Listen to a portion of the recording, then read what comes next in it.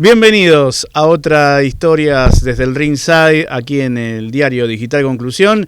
Vamos a tener hoy diferentes informaciones, las noticias, los datos, como dice Néstor Yuria, el noticiario del boxeo, de lo que se vendrá este fin de semana. Y después, como solamente Yuria puede hacer, vamos a recorrer la historia de dos grandes boxeadores, uno en particular que sin ningún lugar a dudas está en el estrellato, ¿no?, de los máximos boxeadores de la Argentina.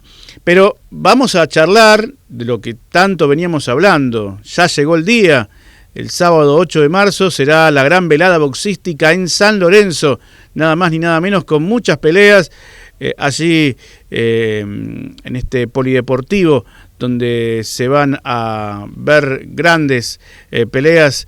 Ya inclusive lo dijo Yuria, la organización de la televisión va a apostar por quedarse más en Buenos Aires y no recorrer el país como lo venía haciendo desde hace un tiempo. Una de las grandes peleas en la noche del sábado será la de la princesita, Evelyn Bermúdez, que va a enfrentar a la japonesa Tenkai Tsunami, uno de los títulos mundiales mini moscas de la Federación Internacional de Boxeo, de la OMB, Organización Mundial de Boxeo, y el regreso de la Chucky, Celeste Arenís, ante la mexicana Chela Cortés. También estará el título argentino crucero entre Agustín Picha Marini y Hugo Caníbal Quirós. Realmente combates estupendos que tendrá de alguna forma como los mejores de la velada boxística, los que recién nombraba, pero también tendrá a Joaquín el Gaucho Díaz ante Alexis el Guerrero Camejo, una suerte de clásico entre gimnasios de San Lorenzo. También estará Marcos Kid Dinamita García ante Darío el Seco Soto. Junior Alanís, que también va a volver a pelear, lo hará ante Cristian Osorio, 8 rounds en categoría ligero. Thiago Iron González enfrentando a Gabriel el Pitbull Pérez en 4 rounds en categoría minimosca. Ludmila Corbalán ante Rocío Portillo en otra de las peleas que tendremos el sábado en el polideportivo. Héctor Galucci de San Lorenzo se va a poder ver por Teis Sport, pero que realmente tendrá una jornada fantástica de box en la vecina localidad. Así que bueno, vamos a tener mucho por vivir en la noche del sábado, así en San Lorenzo, aquí muy cerca de Rosario, y sin dudas la atracción será lo de la princesita Bermúdez, ¿no?, que va a pelear ante la japonesa. En cuanto a la información de un par de peleas que se vienen gestando y que aparentemente tendrán ya concreciones, ¿no? El sábado 22 de marzo, en el estadio de la FAB, de la Federación Argentina de Boxeo, el flamante campeón latino del Superpluma, Enzo el Magnífico Delgado, expondrá su reinado ante Ayrton Pacman Jiménez. Esto va a ser el sábado 22 de marzo en la FAB, en Buenos Aires. Realmente muy interesante. Después habrá otras peleas a nivel internacional, como la del viernes en Londres, entre Natalia Jonás ante Lauren Prince, ambas inglesas, y en Nicaragua, Azuel Villar, el panameño, ante el nicaragüense Gerardo Zapata. Esto será en lo inmediato, el viernes 7 de marzo. Y otra información que es muy interesante para la gente de Santa Fe es lo que va a ocurrir con el rusito Alan Krenz, que va a ser uno de los seleccionados para el Boxing Grand Prix que se organiza por el Consejo Mundial de Boxeo y Riyadh Season en Arabia Saudita. Desde el mes de abril, esto está confirmado, entonces en abril va a estar el crédito santafesino Alan el Rusito Krenz con 14 peleas y 14 knockouts. Realmente un número estupendo para el pegador de Santo Tomé.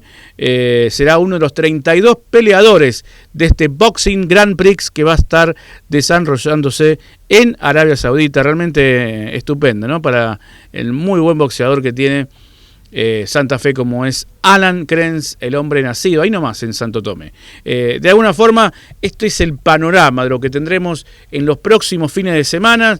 Recordemos, tendremos peleas el sábado a nivel internacional, el sábado en San Lorenzo, donde estará lo más importante. También peleas el 22 de marzo en la Federación Argentina de Boxeo. Y en abril, Alan Krenz va a estar en el Grand Prix de Boxing allí en Arabia Saudita, entre los mejores peleadores de todo el mundo, de alguna forma para tener un panorama de lo que tendremos en boxeo este fin de semana. Y no puede faltar Néstor Yuria a nuestra historia desde el ringside, por eso nos vamos a ir ahora en este tramo final del programa con una de sus historias que ya hemos vivido hace un tiempo atrás y que está muy bueno poder volver a compartir, volver a vivir. La historia de un grande como fue Justo Suárez, uno de los grandes peleadores de nuestro país, ante Julio Mocoroa, una de las peleas que quedaron en la historia del boxeo a nivel mundial. Ya lo tenemos entonces a Néstor Yuria y esta historia desde el ringside.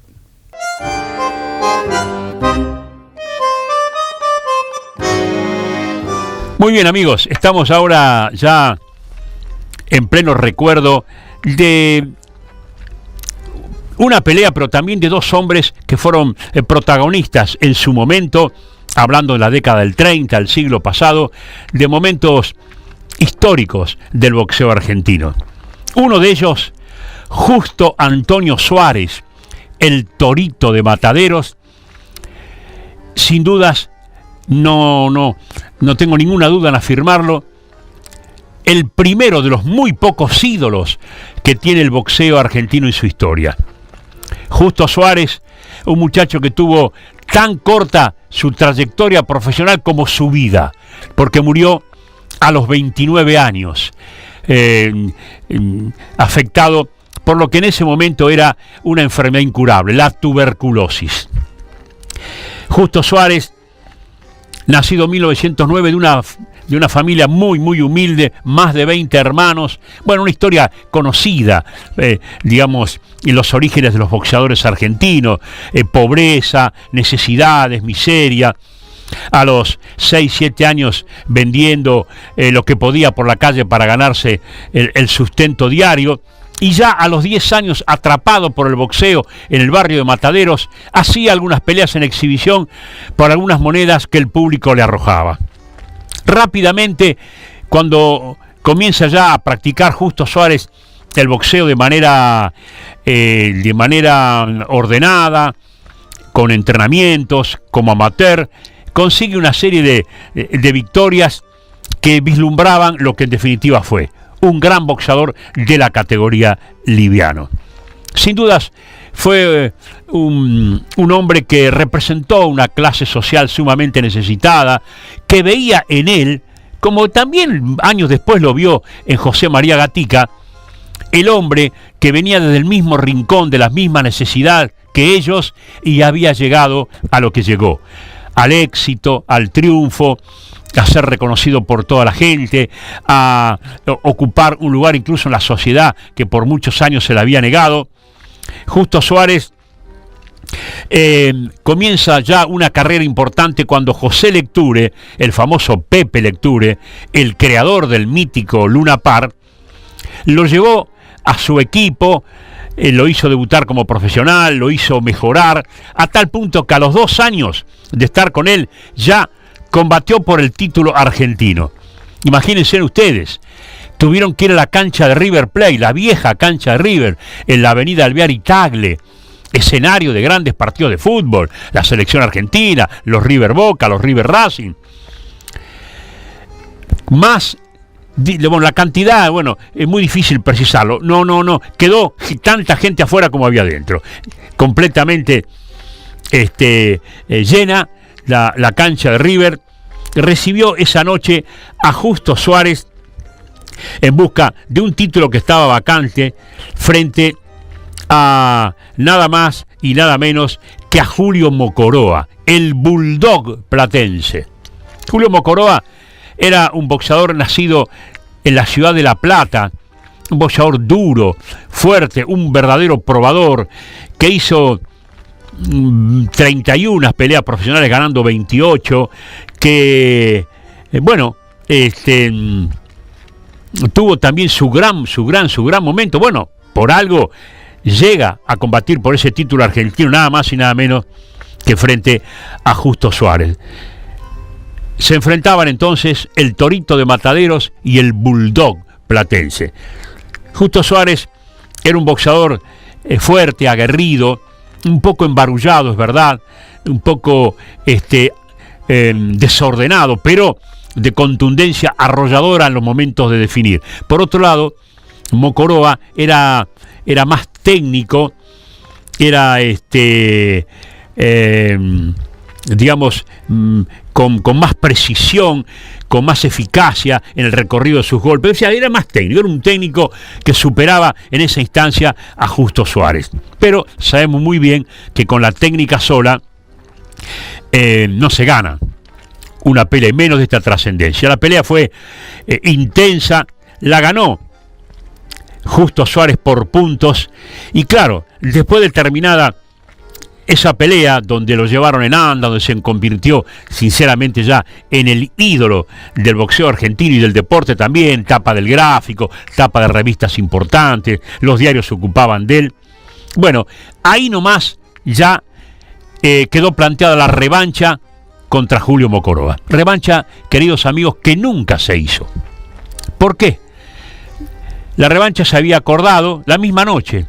Después se acordó de palabras, se afinaron los números, las bolsas, y Julio Mokoroa, que vivía en La Plata, fue citado a Luna Park para firmar el contrato oficial de la revancha. Tenía un auto de esa época. Entonces desde La Plata se dirigió a Luna Park y en el trayecto tuvo un accidente con el auto. Bueno, lo internaron, fue operado y luego de la cirugía, lamentablemente, muy joven también, falleció. Fue en abril de 1939. Lamentablemente falleció muy joven. Y bueno, después de este éxito, Justo Suárez decide irse a Estados Unidos, como tantos. Estaba muy influenciado por la campaña, por todo lo que había logrado años antes Luis Ángel Firpo. Era muy lógico, muy lógico. Entonces decidió irse a Estados Unidos y estuvo 4 meses. Bueno, hizo una campaña demoledora. En 4 meses, 5 peleas. Arrasó a todos sus rivales. Es más, y entre los 5 que derrotó, venció al ruso Louis Kaplan, Kid Kaplan, que había sido campeón mundial en 1925. Bueno, todo eso fue dándole más fama, más prestigio en la Argentina. Volvió entonces a Buenos Aires y, claro, el público lo esperaba ansioso y regresa con un Luna Park repleto, con una recaudación récord frente al chileno Estanislao Loaiza. Dicen los entendidos de la época, los colegas, los periodistas de aquel momento, que le ganó por puntos y fue de toda su campaña, de las 27, 28 peleas que hizo, fue la mejor, el triunfo frente al chileno Loaiza. Esa noche tuvo algunos condimentos que el diario destacó. En primera fila estaba presente el dictador, el recordado y triste dictador, el general Uriburu. Estuvieron presentes también el príncipe de Inglaterra, Edmundo de Windsor, y Jorge de Kent. Jorge de Kent fue padre de la actual reina Isabel II, o sea, fue Jorge VI. Bueno, era tanta la atracción que tenía Justo Suárez que, como ocurrió siempre en el Luna Park, ¿no?, concurrían las celebridades del momento. Siguió entonces silvanando triunfos, silvanando éxito. Compartía también las noches con algunos artistas y decidió volver a Estados Unidos. Dijo, bueno, caramba, momento de éxito, ya había estado 5 triunfos hilvanados al hilo. Dijo, voy en busca del campeonato mundial. Se radicó en Nueva York y entonces tiene que enfrentar a un boxeador que era un durísimo probador, muy duro, pero era un filtro. Si lo pasaba, podía aspirar al título del mundo. Se llamaba Billy Petrole. Eran los clásicos probadores, durísimo. Perdió por nocaut técnico en 9 rounds y fue la primera caída de su carrera. Con esa caída se esfumó su chance mundialista. Pero algo también aparecía, algo se iba y algo se instalaba. Se instalaba el comienzo del fin, porque al regresar de Estados Unidos algunos síntomas en su físico, en su salud, comenzaron a presentar una enfermedad que después sería letal para él, la tuberculosis. Recordemos, amigos, que la tuberculosis era, como lo es en muchos aspectos hoy el cáncer u otras enfermedades que se tornan incurables, porque no existía el antibiótico, no existía la penicilina. Aparece recién la penicilina en 1945. Entonces, el que tenía tuberculosis, lo único que encontraban para tratar de sanarlo era mandarlo a las sierras de Córdoba. Se decía que el aire, el limpio, puro, de las sierras cordobesas le permitía recuperar los castigados pulmones, cosa que obviamente no ocurrió. Pero no obstante, él siguió combatiendo, la gente seguía acompañándolo, y en 1932 pelea por el título argentino que él tenía, lo arriesga, contra un boxeador que venía pidiendo pista, Víctor Peralta, el Jaguar Peralta. Fue una pelea dura, en la que Víctor Peralta le quita el título, le gana de manera categórica. Y fíjense lo que es ser un ídolo. Dicen testigos de la época, hay que leer los diarios de ese momento, la frialdad con la que la gente recibió el triunfo de Peralta. Es más, lo silbaron. Algunos trataron de agredirlo. Había ganado en buena ley, de manera perfectamente lícita, en una gran noche para Peralta. Pero la gente no pudo soportar la derrota del ídolo de Justo Suárez. Tito Lectura y los amigos del campeón lo empezaron a abandonar, la enfermedad siguió, hizo su última pelea en el año 1935, un 5 de octubre, con un amigo, con Juan Patenay. Patenay, dicen también muchos que estuvieron allí, no quiso pegarle, lo vio mal de salud a tal punto, le ganó por nocaut. Pero después la Federación Argentina declaró nula esa pelea al haber que realmente no digamos que estuvo arreglada, pero que no hubo voluntad de pelea de parte de Patenay. Se fue a Córdoba con la poca plata que le quedaba y 3 años después falleció. Y un pequeño detalle para cerrar. Sus restos fueron llevados a Buenos Aires, de Córdoba, de Cosquín. Cuando el cortejo fúnebre lo llevaba a la Chacarita a enterrarlo, una multitud que lo despedía levantó el cajón. No lo dejó seguir. Lo llevó en andas hasta el Luna Park para darle el último adiós, en donde había escrito las páginas más importantes de su carrera, su efímera carrera, su efímera historia. Y después, con el tiempo, mis queridos amigos, inspiró el tango Muñeco al Suelo, que Charlo, el gran cantor, lo grabó con letra de Venancio Clauso y Modesto Papávero, lo grabó en el año 1930. El gran escritor Julio Cortázar escribió el cuento Torito, final de juego, en 1956, dedicado a Justo Suárez, a quien admiraba. Y finalmente, en 1994, mucho más acá en el tiempo, Los Pericos, un conjunto joven de rock, de música moderna, le hicieron un homenaje sin conocerlo, con un tema que se llama Torito. Y finalmente, una calle muy cerquita de la cancha de Nueva Chicago lleva el nombre de Justo Suárez, el Torito de Mataderos.